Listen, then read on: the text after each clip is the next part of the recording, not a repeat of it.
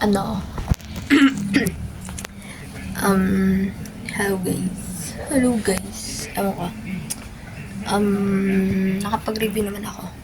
Ngayong day 11. So, isa lang yung napag-focusan kong subject, which is science. Yung earth science. Marami din naman akong dun. Tawag na review. Kahit dun ako nag-focus. So, na-review ko dun is yung layer, composition ng earth. Tapos yung, ano sa likod? Yung continental drift theory, seafloor spreading, tapos yung tectonic plates. So, halos madami din. Tapos tomorrow ay tatry ko mag-review ng math. Ayun lang guys, hindi ako nakapag-video kanina.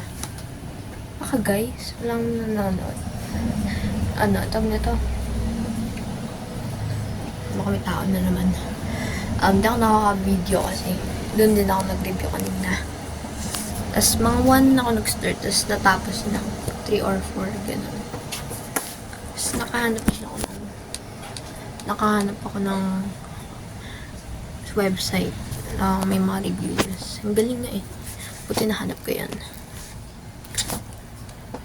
Tapos ano pa ba? Yun lang.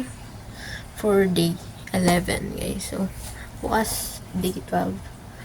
Dito na ako mag-aaral. Diyan. Try ko din magdala ng laptop.